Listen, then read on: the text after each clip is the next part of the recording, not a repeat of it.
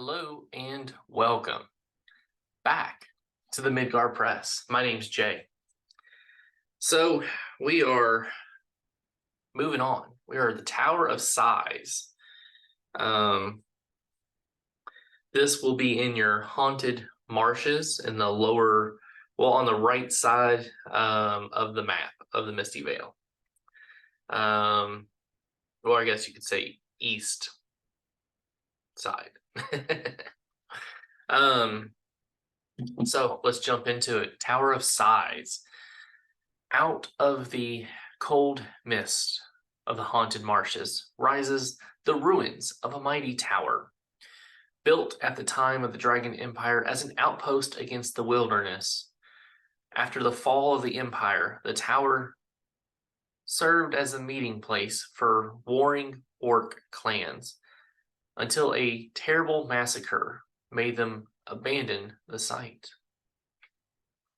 Now, the tower is haunted by the sighing and wailing spirits of slain orcs. No one in their right mind ever goes there, not until word of a great treasure spreads through the Misty Vale. The treasure, however, is not what it is rumored to be. So the situation, in the days of the old Draconic Empire, the Tower of Sighs. Now, before I get into the situation, what I just read, this portion right here, this is good to reach your players. This would be fantastic to reach your players because it helps give them backstory to not only the setting, but the tower. And one thing that Freely does really well is building the lore for the area. It is up to you as the GM if you're reading it or not, but trust me, just read it. It is great stuff. Trust me. So anyways, the situation. In the days of the old Draconic Empire, the Tower of Sighs was located on an island in a shallow lake.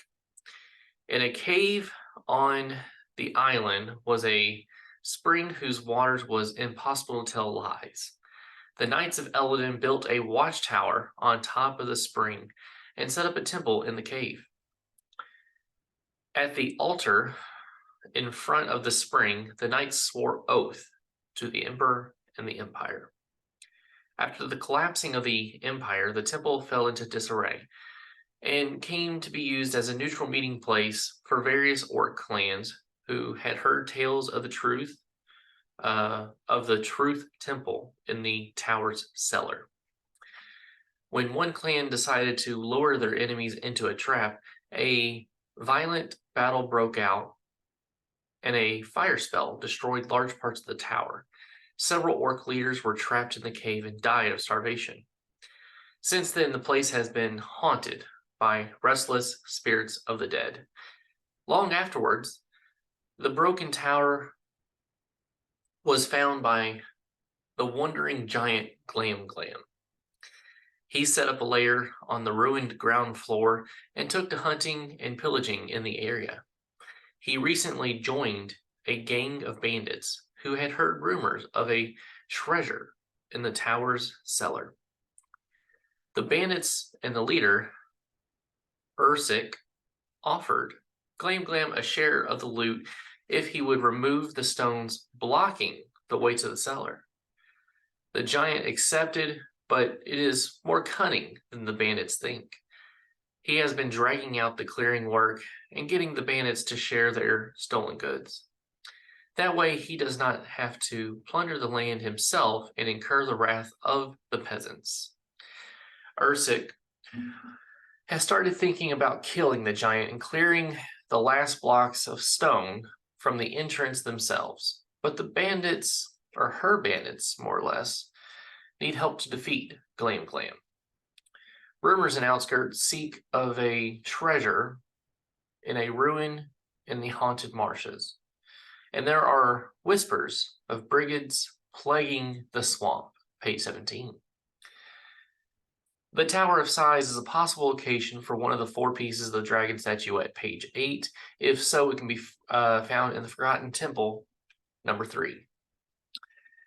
So right here is a map or a little note of where, oh, that's the wrong way,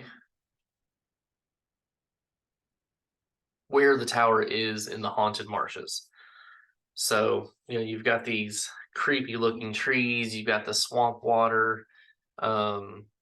Yeah, it's perfect. I've actually ran the Tower of Size once. I actually plan on running it a little bit more, potentially here at Gen Con, within the next day or so. But yeah, I really enjoyed Tower of Size. So, encounters in the swamp. The player characters can encounter the bandits even before they reach the Tower of Size. You can also replace this encounter with a regular random encounter in the Haunted Marshes, page 31. The Haunted Marshes is a vast wetland full of buzzing insects, croaking toads, and squawking marsh birds.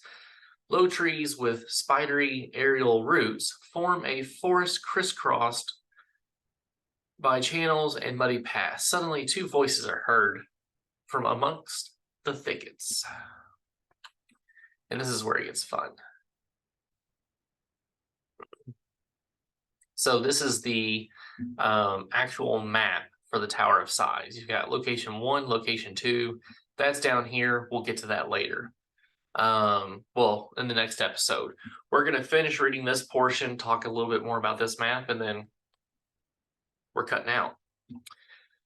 The voices belong to two young men in their light leather armor. The player characters can roll sneaking and follow the bandits to the Tower of Size. If they fail or deliberately make themselves known, the two bandits draw their swords and position themselves back to back. The bandits defend themselves if attacked, but would rather negotiate.